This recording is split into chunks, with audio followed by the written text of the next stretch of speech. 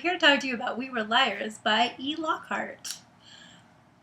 Should we lie about it? We're just going to make stuff up now. Well, we could lie about it, but we also have to talk about it really first for a second. Reality check point 1. So, spoilers! They're going to happen. They're going to happen all in this video. So, read the book before you watch this, okay? Okay. Because we're going to be brutal. We As usual. Yeah, I was like, when are we not brutal? Yeah, no disclaimers necessary there, I guess. If you didn't understand that we were brutal, get out of the industry right now. Okay. You can't be an artist.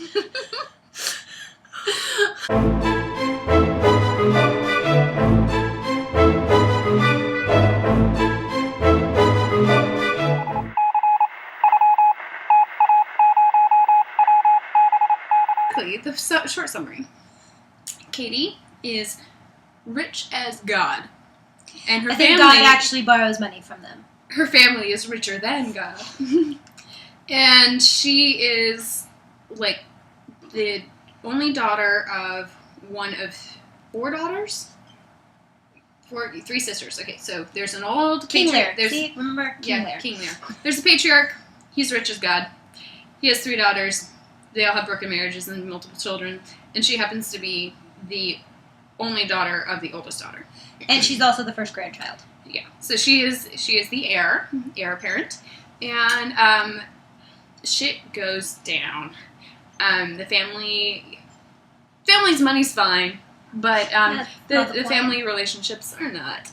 And as a death in the family occurs, and as they start negotiating who gets what of grandma's, the grandchildren get increasingly frustrated with the myopia of the adults and decide to take matters into their own hands.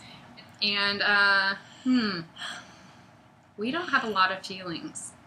I really feel like I've been anesthetized. Maybe the book is just about, like, how it feels to be on, like, antidepressant drugs for forever. I don't really think that's, like, what it's like, because I'm on antidepressant drugs, and I've been on them for, like, forever. This is not... You don't feel numb?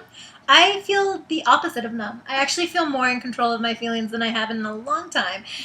Mostly because depression is an imbalance in your emotions, and so controlling them actually helps you feel something, not a lack of something. Right. So this book is like an absence of feeling. Like, point of this book.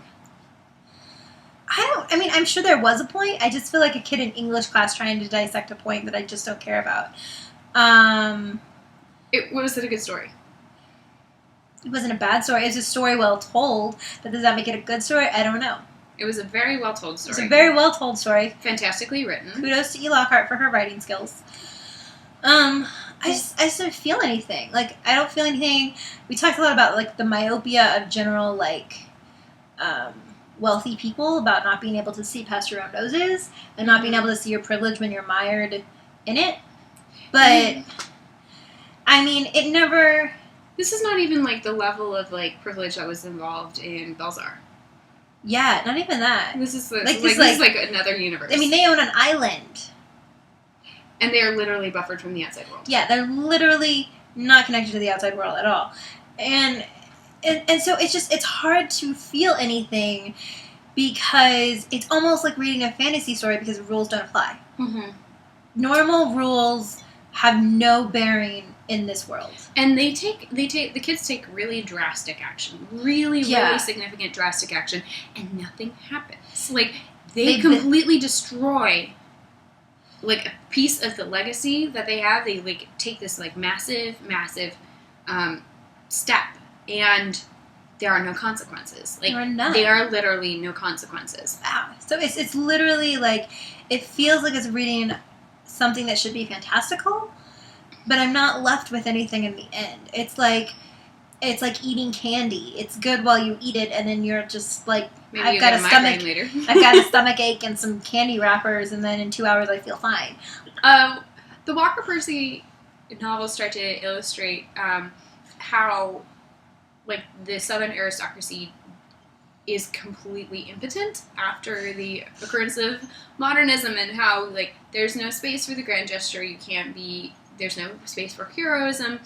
There's no space for you to be a gentleman. Like, you have to completely figure out, like, a new reason to exist. And I think this is what this family is running into.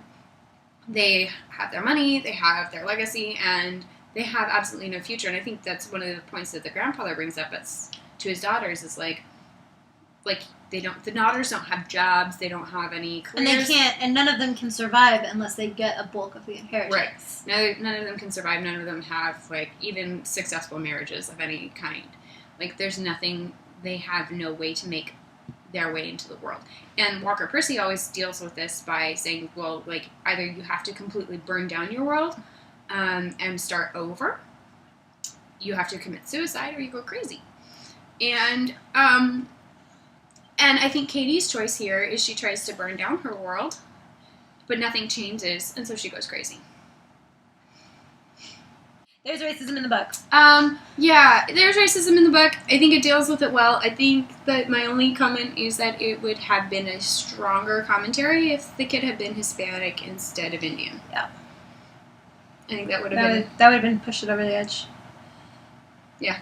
I actually didn't figure out he was Indian until they, like, overtly said it, so maybe I just am a bad reader, but...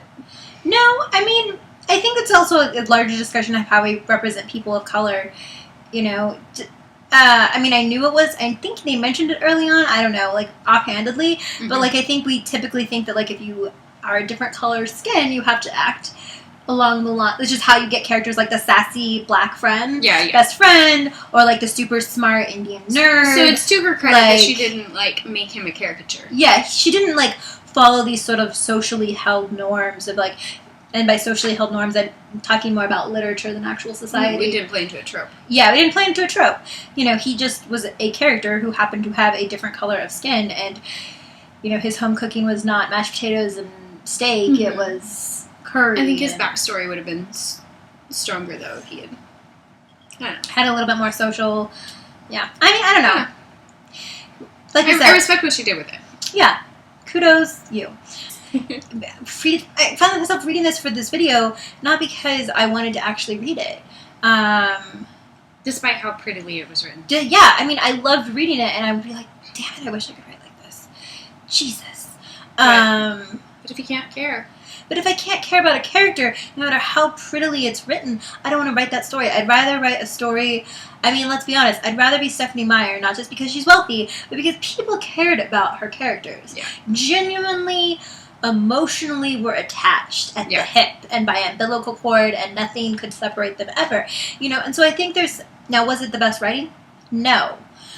But they cared. They cared. And I think it's something, to me, storytelling is about making people care and making people think. Mm-hmm. Then it is about just really pretty writing. Yeah. And I loved a lot of the devices she used. She uses this, you know, unreliable narrator, first-person voice. It's beautifully done. She uses flashbacks and fairy tale retellings as metaphors. Mm-hmm. And I love that. It was just, the artistry was perfect. Maybe largely like the little fairy tales throughout where you didn't care about the characters. This is just another one.